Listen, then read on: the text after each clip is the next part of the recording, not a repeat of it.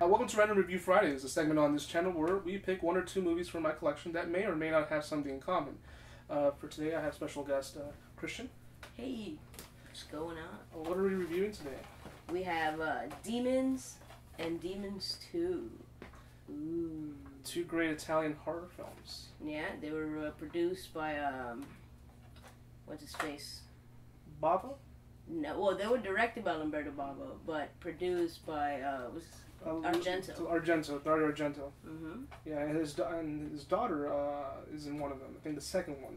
Yes. When she was really young. Yeah. Yeah. So what did you think about Demons? I really enjoyed it. But first, let's talk about what it's about. The first one, it has a very interesting plot. It's just a group of kids in a movie theater, and demons start attacking. That's basically the plot of this film. Yeah. Well, yeah. There's a little more into it, but you would have to watch the film in order to get every single exposure of what's going on. Yeah. But that's basically what it's about.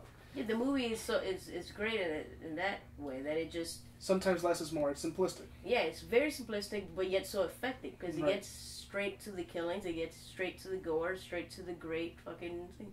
Like, the acting is not always great like it is in these Italian horror flicks, but the good thing with this movie, at least, is that I think it has memorable characters. Like, the pimp guy. Yeah, he's hilarious. You can't not, like, have fun just watching that guy go nuts. Yeah. And, you know, the prostitute chick, the black one with the dreads, the first one to turn. Yeah. I thought she was, like, her look is something that after this movie you just always remember. Yeah, that definitely. You know? One thing that I really like, because it's funny, people mention, the people who dislike this movie always argue that, oh, the dubbing is terrible, it's a silly movie, there's no real plot. And that's what's so great about the movie. Like, usually I would be arguing, hey, we need a better plot, we need something. But here it's enjoyable, it's entertaining. And one thing that I love about the movie is the music. Oh, the music is amazing. Yeah, the theme, I can't even hum it because I'll probably get a copyright infringement. Try it? No, I'm not going to try it. No, fuck that shit. No, but the first one is one of those movies that you can watch and it never gets old. I've already watched it twice since your recommendation, and it's great. It's very entertaining.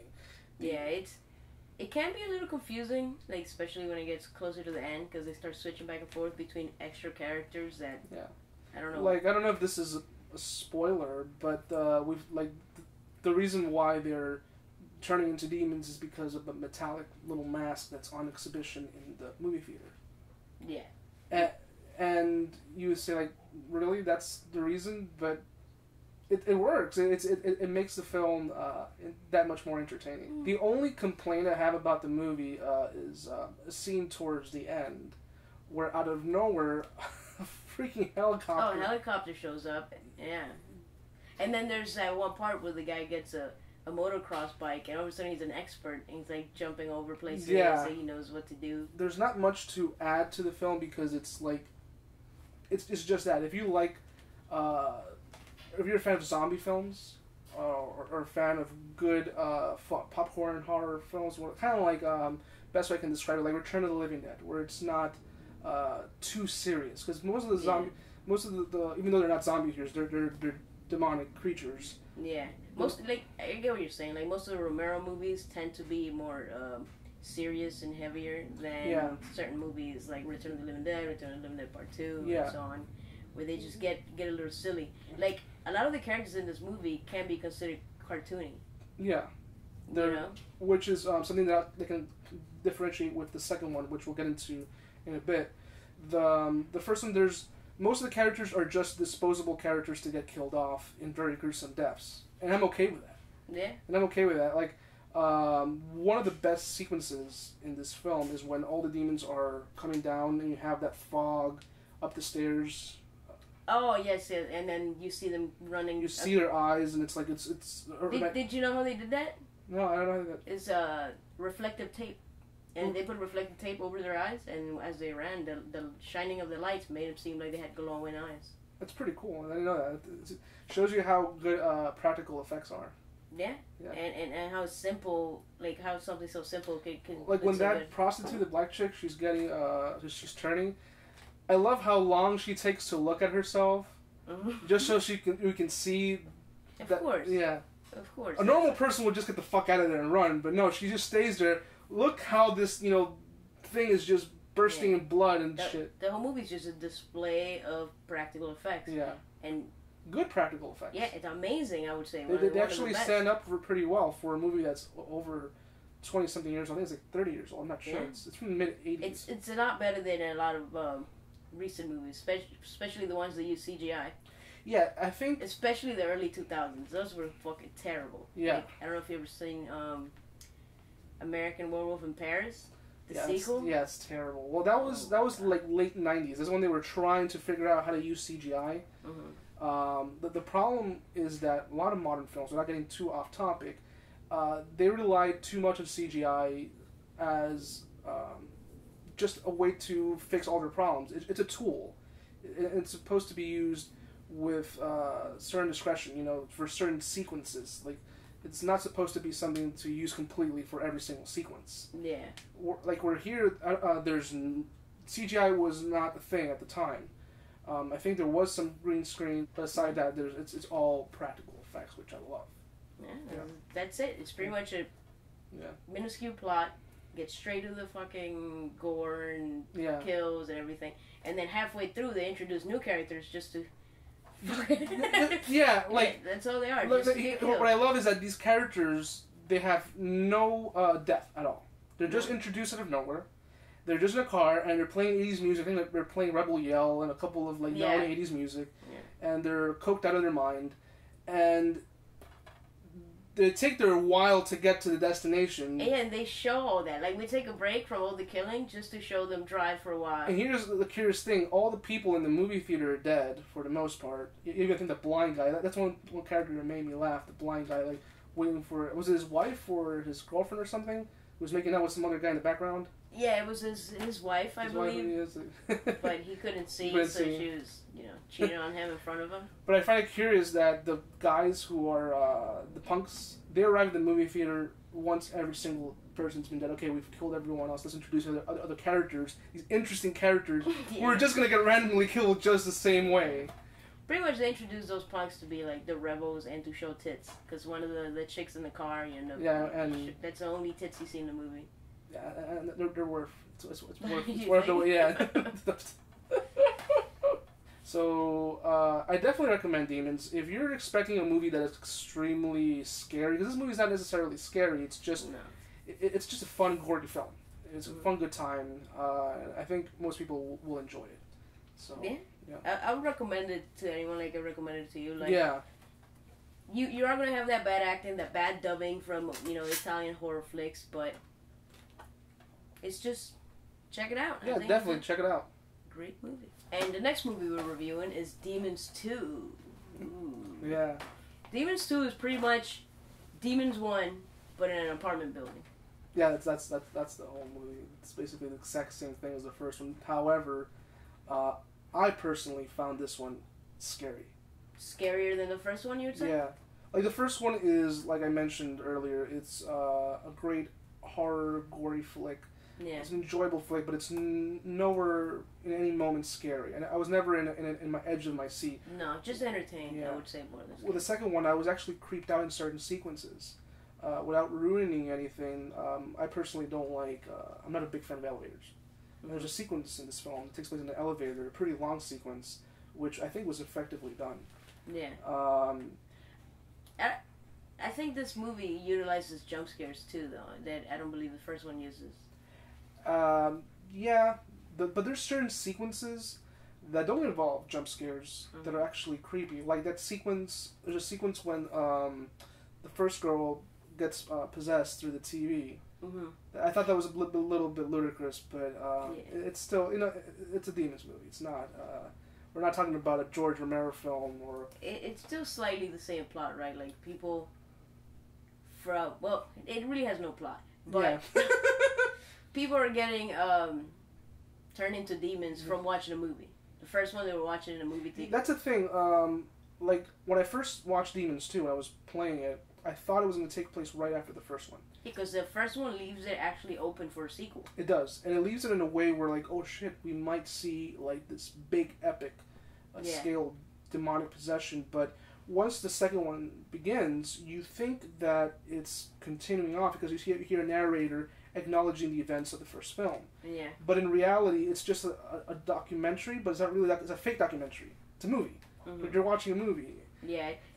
I also like to believe that maybe it's two things happening in the same universe, maybe at the same time. Perhaps. Like, you don't know. The other people could be stuck over there at the same time in the movie theaters. And I find it hilarious that the chick it's her birthday party. And yeah. And she's been a bitch. She's the biggest bitch.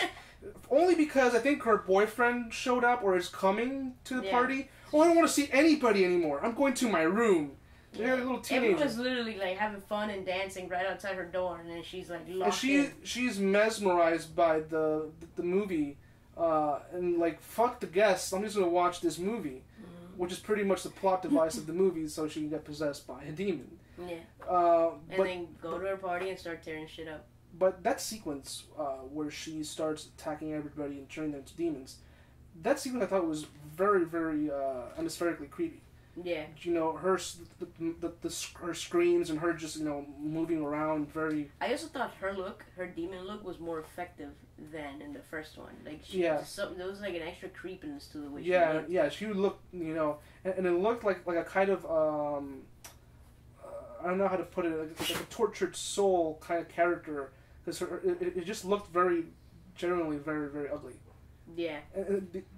Another thing that I don't know if many people have noticed, I don't know if it's, I don't think it was mentioned in the first movie. The blood in this film is in difference to the first film, where I don't think it's mentioned at all. No. It's an acidic blood. It's kind of like Alien. Yeah. Where you know you actually see a sequence that's kind of ripping off. It's straight up ripping off Aliens because it starts dripping from floor to floor. You know, like what? And someone actually touches it with a pen, I think. Do they? And does it just melt? Yeah. I can't recall. And he showed it to like a neighbor. He's like, I don't know what it is. But for a movie, again, just like the first, for a movie, such a simple plot. It's again, you're drawn in there. You're immediately. The whole time. Another sequence that I found extremely well done is the sequence in the garage, where they're trying to. Yes, when we see the actor that played the pimp in the first one. He comes back. They'll come back. Pretty much, not all, but most of the actors in the first movie return here playing different characters. Yeah, like there's the punk from the first film who ends up playing like someone in the front desk. Yeah. Who else comes back from the first one? I think one of the girls. One of the girls that was trapped inside the movie theater ends up being there too. And of course, my favorite, the pimp guy, who in this one he's like a physical trainer. Yeah. And it's like a funny like scene that is so dated when he's like teaching a bunch of people how to like lift and shit like that. Just the wardrobe is extremely dated. It's like it screams 80s. Yeah. One of the most hilarious things, and which is the case in both the first and the second one, no one can get out. Like they're trying to break the glass. It's like, damn, that's. I don't even think the Secret Service has glass like that. I mean, it's like the only sequel I can compare this to is Evil Dead 2. Yeah, well, Evil Dead 2 is literally the same movie over again, but with a bigger budget. Yeah. Well, it's not even the same movie. It's the same plot, just different little things happen. But you could compare it to that in that it's pretty much the same plot happening, just over here with these characters now. Right, yeah. Yeah. It's the same plot, but it has a different tone, though. Like, whereas the first movie is a straight up, I don't want to say comedy, but it has, like, it's a fun horror film that doesn't take itself that seriously. Whereas the second one is a little bit more... I also feel like the second one is slower paced. Like, it's a little slower. It's not a slow movie at all, but it's slower to get to that, like, horror point. Yeah. Compared to the first one, which is just kill, kill, kill, ah. And, let's talk about that. By the way, no one dies like, ah. No, that's just how I die. Inside, when I talk to you. That's the... Oh, wow. Damn. We're going there. Sorry, bro. Okay. I thought it was method acting, but okay. No, anyway. I mean everything I say. Oh, okay. Let's talk about that sequence with the Muppet. Oh, like coming out of the little boy? Yeah. Yeah, I don't know what that was about. It's like a gremlin looking like thing. and the wife who is pregnant, they need to have her doing something, and she needs to be defending herself from something, and she can't defend herself from. Because pregnant people are stupid. We all know that. Yeah. Pregnant people cannot do anything. No. They just need to stay home. They can't climb stairs. They can't get on elevators. They can't walk. No. They just sit home, eat ice cream. That's all they do. Pregnant people sit home. People, not pregnant women. Pregnant people. I'm not misogynistic or anything. Oh, okay. Pregnant people just sit home and eat ice cream. That's all they do. Most movies. So you're telling me I'm pregnant? I'm not fat? You're pregnant. Oh. With a few people. Okay. Damn, that joke. No, but for real, like this pregnant lady just, she sends her boyfriend over. Oh, they're being too loud upstairs. Go get me a piece of cake or whatever the fuck. And then she just sits there. She has nothing to do. All she does is just wait till a little demon comes slowing her away. Yeah, the little kid. Yeah, so then she can try to fight it off. The only way a pregnant woman can is not really fighting that well. Running around the house. Yeah, screaming like lunatic. The main demon, the chick, the one who gets possessed the first time. Mm-hmm. She was like relentless. Unstoppable. Yeah. Yeah. She was killing people left and right, and at the end, there was just she wouldn't give up. I can't remember if the same thing happened in the first one. Did the same the black demon chick? Did she? No. Eventually, like once it gets to like according to the film, her character just fell off. But like this one main character demon like lasted a whole movie. Like, yeah, that's one thing that it's a little bit of a spoiler, I guess, but it's a fun movie. It's a fun movie. If it's spoiled, you're gonna enjoy it. Yeah, definitely. Yeah. So I recommend both Demons 1 and 2, but I recommend Demons 2 more as a really creepy horror film. I like 2 more than 1 for that reason. But it doesn't mean that 1 isn't good, because 1 is very good. 1 is just very very adventurous horror film. I enjoy 1 more, and the reason why I don't enjoy 2 as much is because it's not the sequel I was expecting. I was expecting a follow-up to the first one completely by the way the first one ended. That's what I was expecting too, but after watching it, it's like, it's the same formula. If it ain't broke, don't fix it. So it's still more than serviceable sequel. Yeah, and please, pregnant people, learn to fight, learn to do something, stop just eating ice cream. Shit, but ice cream is good though. That's true. So. Anyway, guys, until next time. Later.